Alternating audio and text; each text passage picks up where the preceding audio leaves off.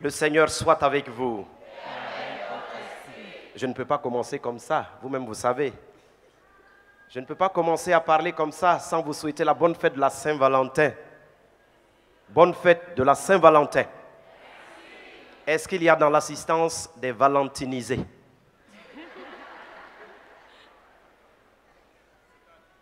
C'est-à-dire ceux qui sont déjà scotchés par le lien du mariage. Ils lèvent la main. C'est ça les valentinisés. On peut les applaudir.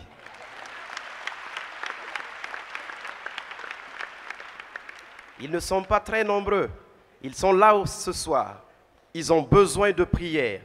Ils ont besoin de force pour tenir dans les difficultés du mariage. Amen. Est-ce qu'il y a des valentinisants dans l'assistance?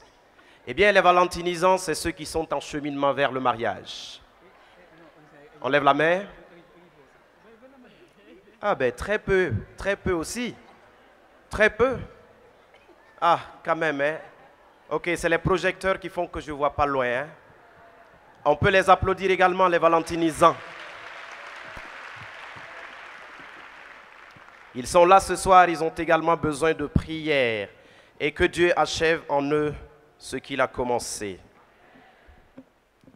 Est-ce qu'il y a enfin dans l'assistance des valentinisables?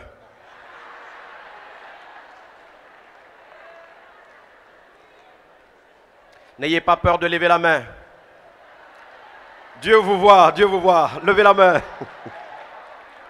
Ils sont les plus nombreux.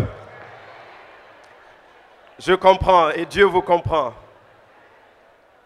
Eh bien, les valentinisables, c'est ceux qui cherchent encore l'âme sœur.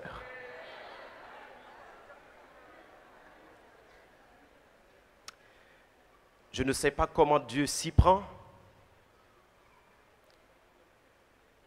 Je ne sais pas comment il a fait et il a créé les femmes plus nombreuses que les hommes. Et même si chaque homme devait prendre une femme, il resterait des femmes qui n'ont pas de preneur.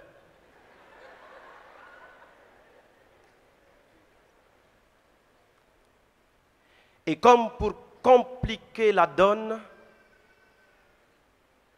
il y a l'Église qui dit qu'on ne peut pas prendre 2 ou 3.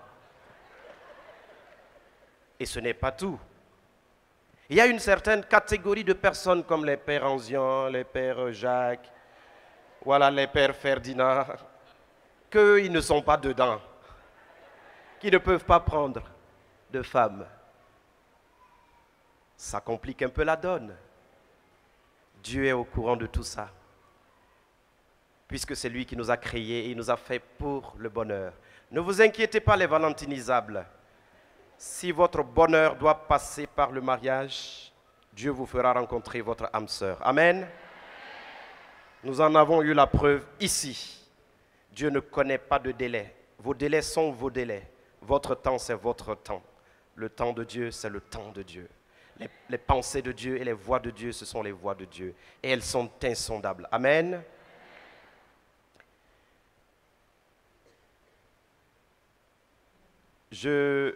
L'os de mes os.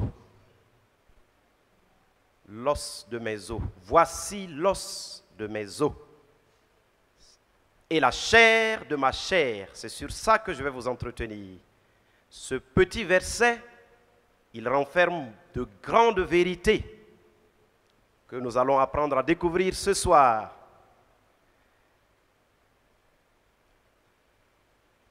L'Esprit Saint m'a eu. Je ne sais pas comment il fait. Il m'a inspiré des choses à dire.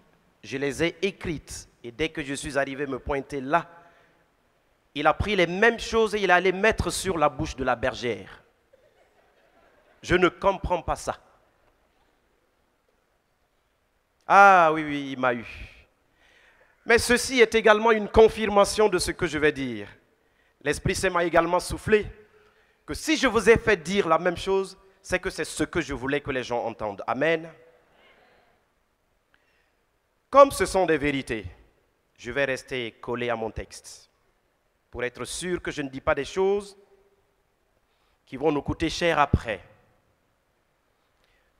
On m'a donné une vingtaine de minutes. Soyez clément, cette introduction ne fait pas partie de mes 20 minutes.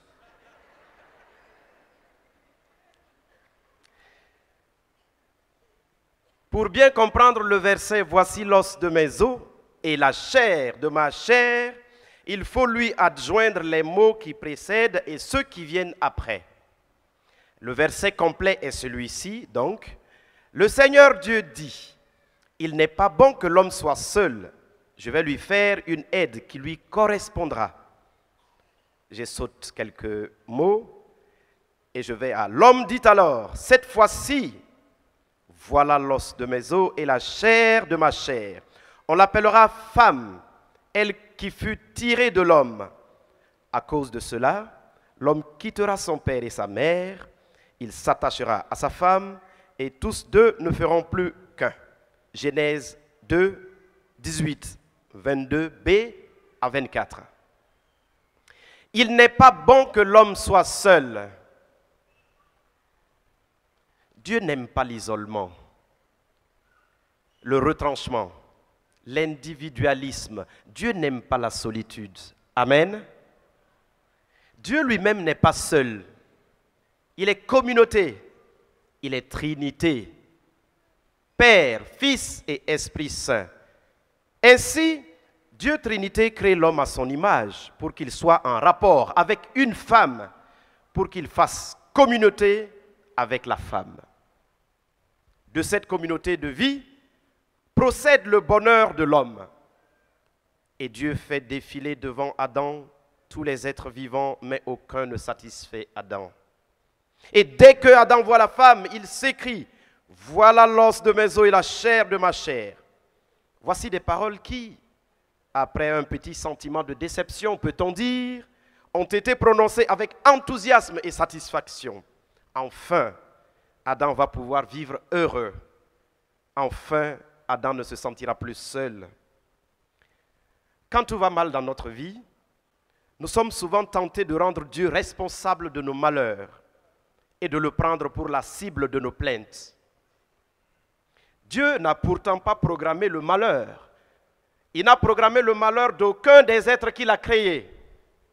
Son amour le lui interdit, s'il vous plaît. Dieu a fait l'homme pour le bonheur. On peut reprendre cette petite phrase ensemble. Est-ce que tu es convaincu, mon frère? Est-ce que tu es convaincu, ma sœur?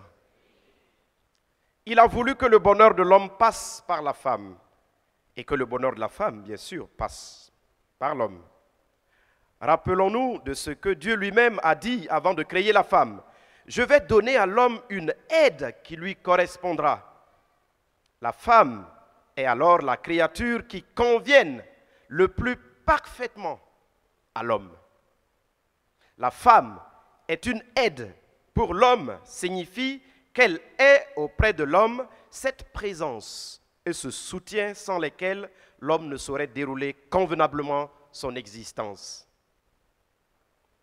Voilà l'os de mes os.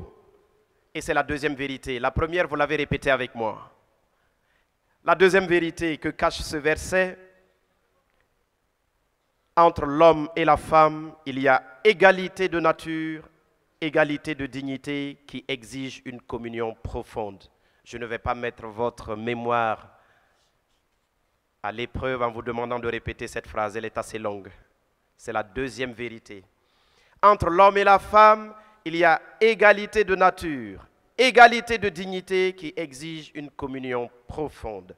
L'homme et la femme partagent la même nature et la même dignité, les mêmes devoirs et les mêmes droits.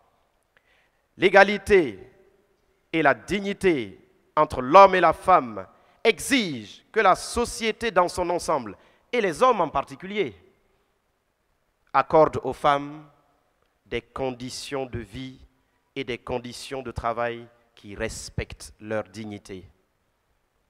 La dignité de leur corps, la dignité de leur esprit, leur intégrité physique, leur intégrité morale.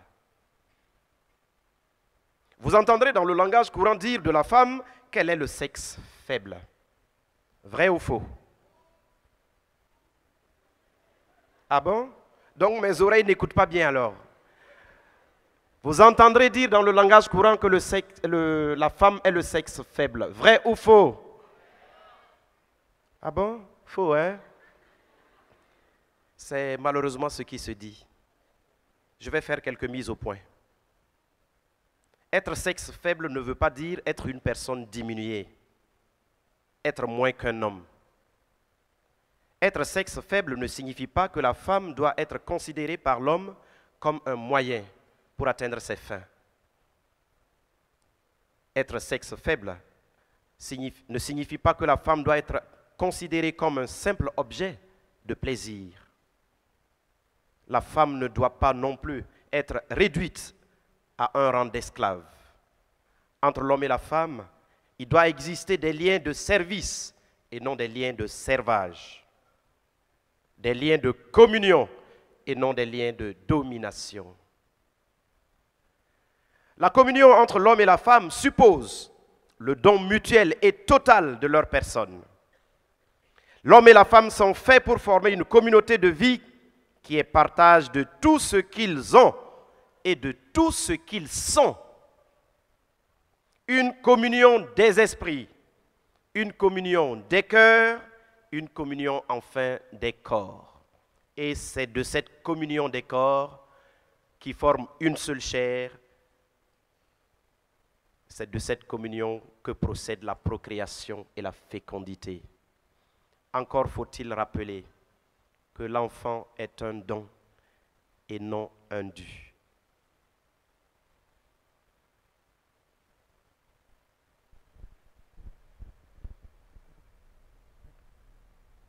La communion entre l'homme et la femme n'exclut pas les difficultés. Le bonheur prévu par Dieu pour l'homme et la femme n'exclut pas la souffrance. Bien au contraire, elle se construit à travers les épreuves rencontrées dans la différence des sexes, des tempéraments, des sensibilités, des points de vue.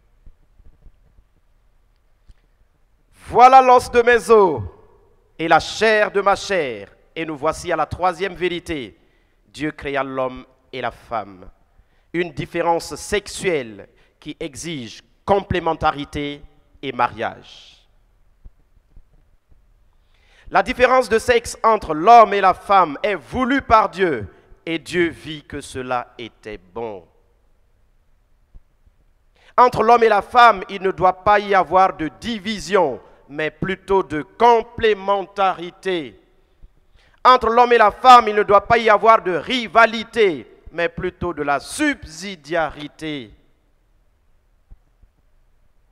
La différence sexuelle et l'attirance sexuelle qui en est la conséquence ne sont pas de mauvaises choses. Bien au contraire, l'attrait physique entre l'homme et la femme est l'antichambre de l'amour. Il y a 3 degrés dans l'amour. Le premier degré, c'est l'attrait physique, basé sur une qualité physique, morale, intellectuelle, artistique de celui ou de celle que l'on aime et que l'on a vu la première fois. Le deuxième degré, c'est la découverte et la connaissance mutuelle. On peut applaudir le couple qui a passé tout à l'heure. Le deuxième degré de l'amour, c'est la découverte et la connaissance mutuelle. Attention au mariage taf-taf. Découvrir l'autre tel qu'il est, avec ses forces et ses faiblesses, ses qualités et ses défauts, est une étape incontournable qui vous conduit au 3e degré du mariage, qui est justement, vous vous en doutez bien, l'acceptation de l'autre dans le oui prononcé devant Dieu et devant le maire.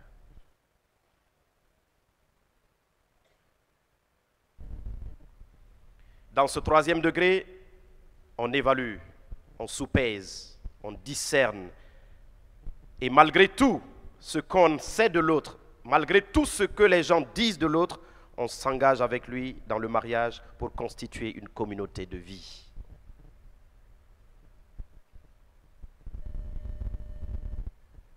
Ce qui est conforme à la volonté de Dieu, c'est que l'attrait physique a été instauré par Dieu entre l'homme et la femme.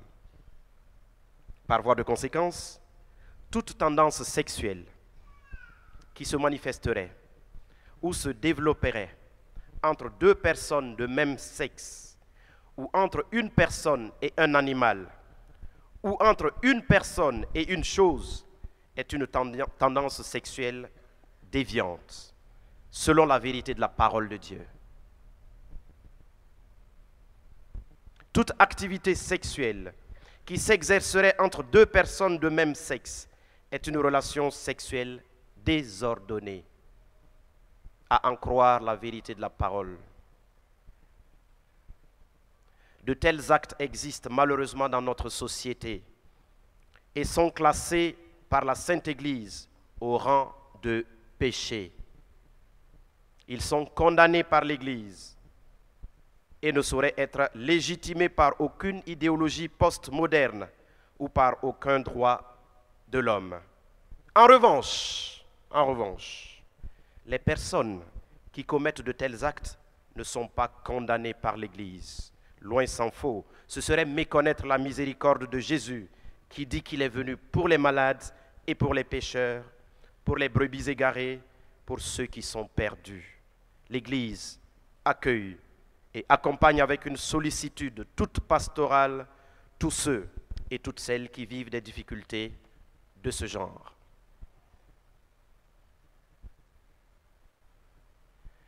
Voici l'os de mes os et la chair de ma chair. Et nous voici à la quatrième et à la dernière vérité. Et à cause de cela, l'homme quittera son père et sa mère. Il s'attachera à sa femme et tous deux ne feront qu'un.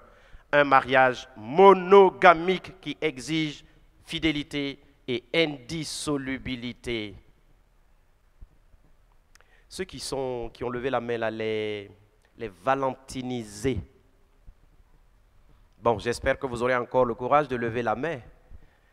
Vous savez, voici l'os de mes os. On n'a pas dit voici un os de mes os, ensuite un deuxième os de mes os. Voici l'os de mes os. On n'a pas dit également voici une chair de ma chair. La chair de ma chair. La chair de ma chair. Attention aux Valentins qui veulent prendre plus d'une Valentine. Attention. Le mariage voulu par Dieu est un mariage monogamique, c'est-à-dire un seul homme pour une seule femme.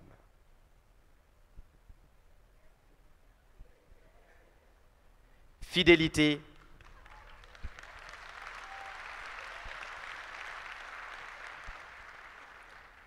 fidélité et indissolubilité. Le mariage institué par Dieu entre l'homme et la femme est donc monogamique. Il doit être à l'image de la fidélité de Dieu pour son peuple.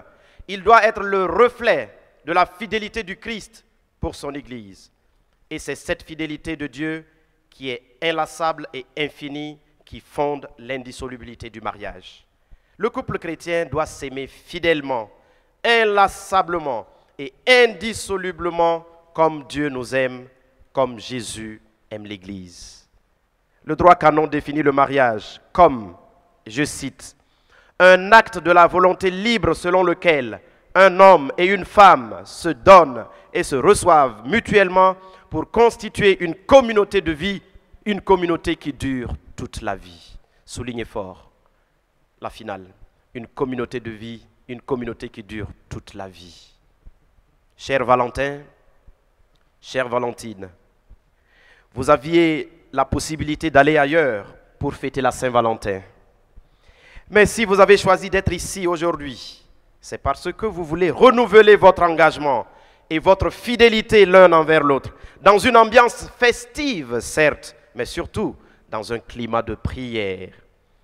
Si vous êtes ici, c'est parce que vous voulez, sous le regard de Dieu, de ce Dieu qui est le terme et l'aboutissement de votre amour, vous voulez vous redire l'un à l'autre.